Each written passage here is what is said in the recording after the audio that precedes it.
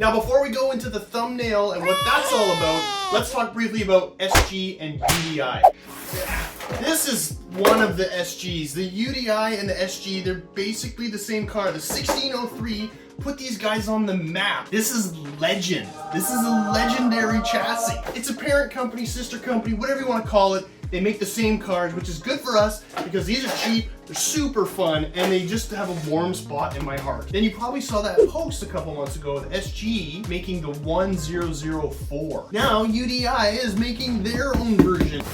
There's also a couple other models that are very similar that are going to be coming out soon too. So before we go any further, let's talk about that thumbnail. Now I saw this model on a video. It was very short, quick leak from China, and I was like, what is that? So then I reached out to my Banggood rep and I was like, are you getting these things? Can I get one? And then she came back to me and said, we have one sample, but I've already pretty much given it to Kevin Talbot. And I was like, oh. But there was a caveat to that. If he doesn't want it, you can have it. I was like, okay. And lo and behold, we have it here today. Sorry about your left, Kev. Don't get me wrong, no beef, he's a cool dude. So before we dive right in, just realize there's a lot happening on this box. First of all, it's UDI Sport, which is obscured by the truck. And it's also called the Radical. And then it's also called two-wheel, four-wheel drive muscle car. It's got a lot of names. The truck looks like an early 1970s Ford F-150. So it looks like they got a rally version of that Charger on the way and then just like a race model. And I like that livery, it's pretty cool. It says I just got the regular version, but I think I got the Pro version. Not a lot of details on this box, but it's got an adjustable rear wing and you can switch it between 2- and 4-wheel drive. It's kind of like an early rendition, like pre-release. This is the only one in North America and maybe even 3/4 of the world. And I got it, I got it, I got it. Too much jibber jabber, let's open it. I just wanted to get a good shot of that box art.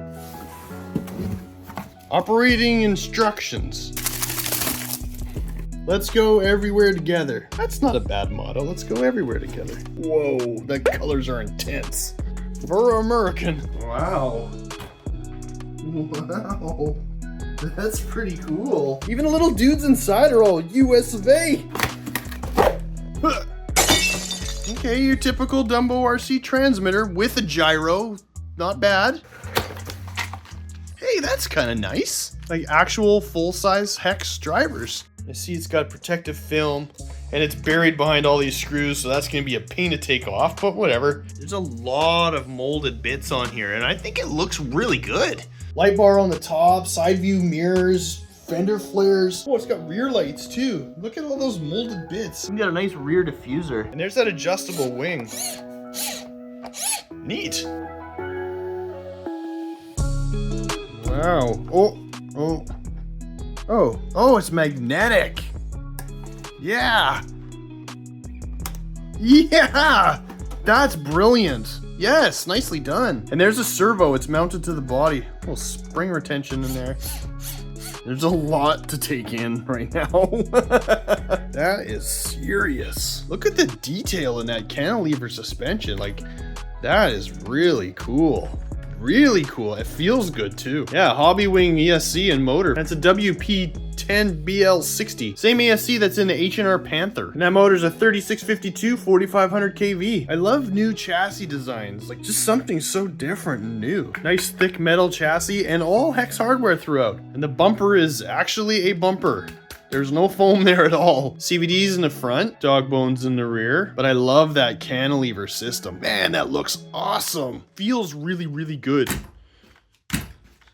Okay, so I got that figured out. Take that off of there and the battery slides in like, yeah. But you are limited for battery size. 3300 milliamp 2S and it just fits. And the receiver box is tucked right under here. It's probably a bit of work to get at. The wheels feel pretty good and grippy. And the hexes are little fake plastic brake discs and brakes, but they look great. Ooh, looky, droop screws. It's really hard to see here, but if you look, the driveline is actually up here, then it goes down on an angle, so the differentials are on an angle. It's not like a shift on the fly rear wheel drive, it's actually a physical mechanical connection. Pull that back and now I guess it's in 2-wheel drive.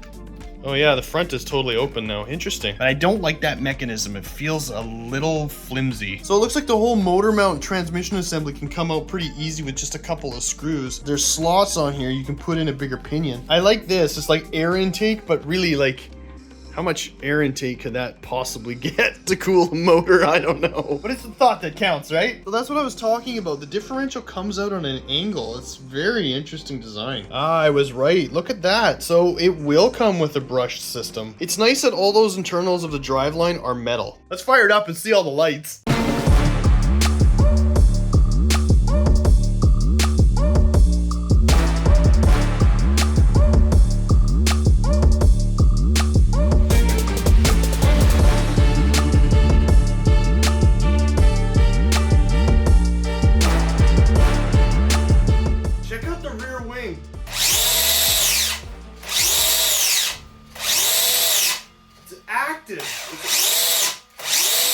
Actually an active arrow. So I was checking out the gyro in the front, but look at the rear wing. It has gyro too. My big brain, you're launching through the air, it's allowing you to fly up, and if you start going down nose heavy, it's gonna act as a dam and like straighten you out. Do you think that honestly would help you with air control? I guess we're gonna find out. Now the older UDIs were famous for just having that red halo, but here you can only turn them off and on. And as for the light bars, you can make them go stroby or off. There's a brake light, and then you got reverse lights. It does have signal lights though. I don't know if that's a deal breaker for you, but whatever. Garish is all get out, but man, it looks pretty cool. It's starting to grow on me. I'm gonna get some 2S, 3S, take it for a rip, see how she does.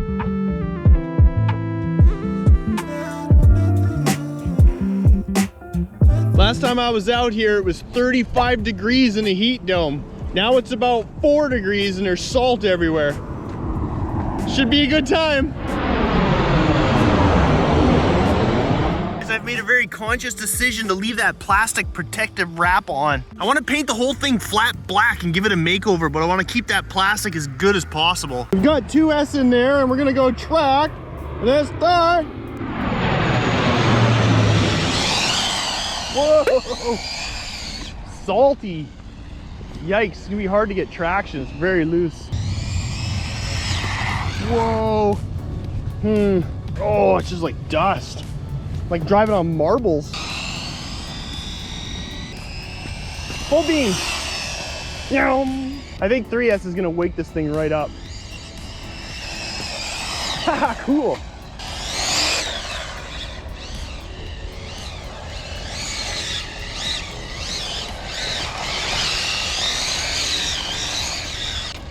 So dusty. Stop. Read. 54 kilometers an hour. You quiet down. That's 34 miles an hour. I guess that's not terrible, but it's also a crappy 2S battery it got in there. And I think that, oh, that's a big Bertha. Oh, I only had to throttle at 75-ish. Let's try again. Ah, yeah, way faster. The whole parking lot. The whole parking lot, and you have to drive past me. 3S might be a little bit out of control here.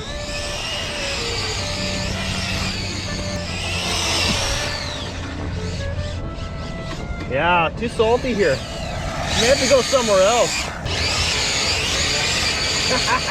Yeah, warm them up. Okay, 35 miles an hour. I got an extra mile an hour.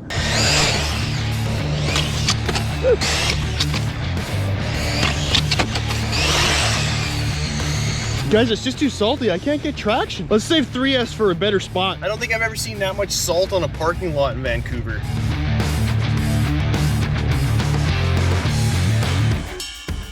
Okay guys, I got a good 3S in it. Let's see what happens.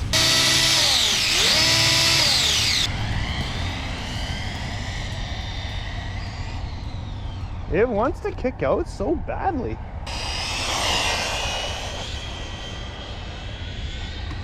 Oh no! Hope I didn't lose my GPS. All right, GPS is still in it. I didn't really get it up to full capacity here.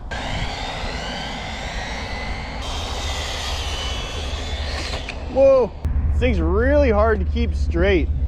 Like really hard to keep straight. Like the ass end is just kicking out. Ow! Wow! Good thing for steel toe. Oh, I hope I didn't bust it up. Well, you got some grubby on there, bruh. Wow, okay, okay. One more try, let's see. I thought it was just a salt, but maybe this thing is just really hard to drive. 50. That was only about 75% throttle. Let's try one more pass, Here we go. Oh gosh. I'm amazed that the GPS is still in there. I can't get it up to full speed on 3S at all. Bummer. Whoa. I like that wing. That's really cool how it pops up like that. 50 miles an hour. It's pretty fast, but it's really squirrely. I'm trying to figure out what it is. Maybe I just need to adjust the toe, but RTR, it's got potential. It just needs some tuning because the handling's tough.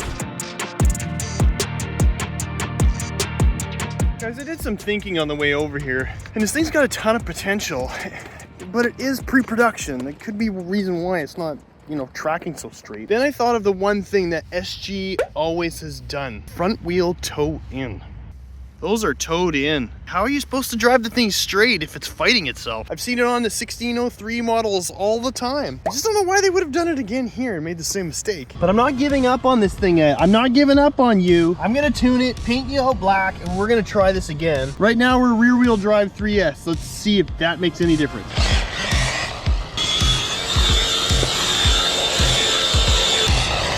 Oh my God, it's like driving on ice.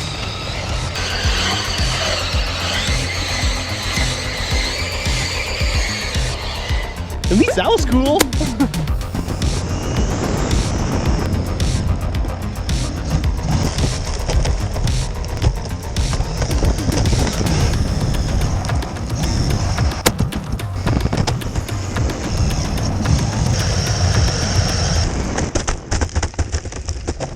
That's it. Battery's toast. The pack's done and the sun's going down, so we're gonna call it. Let's go back to the shop and talk. So what do you guys think? I like it, and I really want to like it more, but it's the first one out of the gate. There's bound to be some problems with it. Phil just reviewed the SG1004, and he liked it. I like this too, but it's pre-production, right? So it's got some issues. I think if they tune those things up, when they fully release this, it's gonna be awesome. A couple simple fixes like this toe. Look, toe in, and look at the SG, toe in as well. At least these have adjustable turnbuckles, and that's an easy fix. Go check out the links below for this one in the description. There's also a couple of links for the other SGs and UDIs that I've loved in the past. I'm gonna make another video and strip this thing down and fix what's wrong with it. So make sure you like and subscribe so you don't miss out, because that'll be a zinger. Does anybody even say zinger anymore?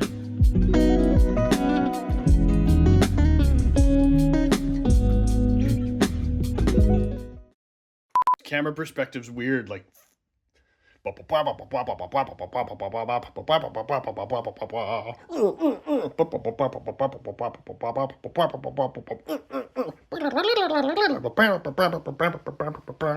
okay, enough.